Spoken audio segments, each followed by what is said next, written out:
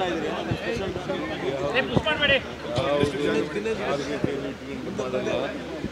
ಆ ಕಡೆ ಹೋಗಿ ಫಂಕ್ಷನ್ ಒಪ್ಕೊಂಡಿದ್ದೀವಿ ಬಂದಿದ್ದೀವಿ ಅಷ್ಟೇ.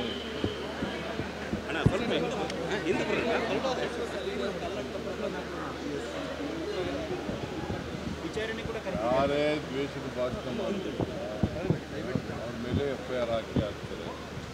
ದ್ವೇಷ ಸಮಾಜದಲ್ಲಿ ಒಡಕುಂಟು ಮಾಡ್ತಕ್ಕಂಥದ್ದು, ದೇಶವನ್ನು ಉಂಟು ಮಾಡ್ತಕ್ಕಂಥದ್ದು, ಒಬ್ಬರಿಂದ ಒಬ್ಬರಿಗೆ ಅಶಾಂತಿಯನ್ನು ನಿರ್ಮಾಣ ಮಾಡ್ತಕ್ಕಂಥದ್ದು. ಇದು ಯಾರೇ ಭಾಷಣ ಮಾಡಿದ್ರು ಕೂಡ ಅವ್ರ ಮೇಲೆ ಎಲ್ಲರ ಮೇಲೂ ಕೂಡ FIR ಆಗ್ತಿದೆ. ಮಹಿಳೆಯರ ಬಗ್ಗೆ ಭಾಳ ಕೆಟ್ಟದಾಗಿ ಮಾತಾಡಿದ್ರು. ಸರ್, ಈಗ RSS ಆಡಿಟ್ ಆಗಬೇಕಂತ ಕಿತ್ನೆ ಬೈರೇಗೌಡರು ಹೇಳಿದ್ದಾರೆ. ಆಡಿಟ್ ಆಗುತ್ತೆ ಸರ್ RSS ಲ್ಯಾಂಡ್ಗಳು, ಬಿಲ್ಡಿಂಗ್ಗಳು ಕೂಡ ಕೃಷ್ಣ ಬೈರೇಗೌಡರಿಂದ ಕೇಳಿ ಸರ್ ಈಗ SIT ತನಿಖೆ ಈ ತಿಂಗಳ ಅಂತ್ಯಕ್ಕೆ ವರದಿ ಕೊಡ್ತಾರೆ.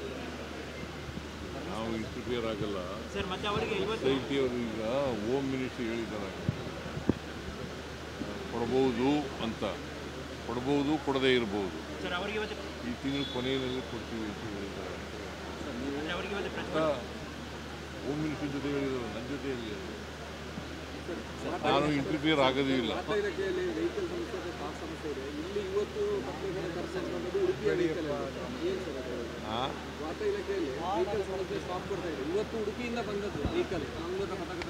ಮಾಡ್ಕೋಣ, ಇಲ್ಲಿಗೂ ಮಾಡ್ಕೋಣ ಹೇಳಿದ್ದೇನೆ ಪ್ರಭಾಕರ್ಗೆ. ನೀವು ಹೇಳ್ತೀರಿ ಹೈಕಮಾಂಡ್ ಅಂತ, ಬಟ್ ನಿಮ್ಮ ಕ್ಯಾಬಿನೆಟ್ ಇರುವವರು ಪರಮೇಶ್ವರ್ ಆಗ್ಬೋದು, ಮುನಿಯಪ್ಪ ಆಗ್ಬೋದು, DKC ಆಗ್ಬೋದು, ಈ ಥರದ ಟಾಪ್ಗಳು ಯಾಕೆ ಅಂತ ನೀವೇ ಹೇಳಿದ ಮೇಲೆ ಏನಂತ ಪರಮೇಶ್ವರ್ ಅವರು ಹೇಳ್ತಾರೆ DKC ಸ್ಟ್ರಾಂಗ್ ಇದ್ದಾರೆ ಅಂತ, KH ಮುನಿಯಪ್ಪ ಹೇಳ್ತಾರೆ ನಾನು ಸ್ಪರ್ಧೆಯಲ್ಲಿದ್ದೇನೆ ಅಂತ, ಪರಮೇಶ್ವರ್ ಅವರು ಹೇಳ್ತಾರೆ ಮುನಿಯಪ್ಪ ಪ್ರಜಾಪ್ರಭುತ್ವದಲ್ಲಿ ಸ್ಪರ್ಧೆಯಲ್ಲಿರೋರಿಗೆ ನಾವು ಮುಗಿಸೋಕ್ಕಾಗೋದಿಲ್ಲ. ಸ್ಪರ್ಧೆಯಲ್ಲಿ ಇರಬೇಡಿ ಅಂತೂ ಹೇಳೋಕ್ಕಾಗಲ್ಲ. ಪ್ರಜಾಪ್ರಭುತ್ವ ಹಕ್ಕು ಅವ್ರು.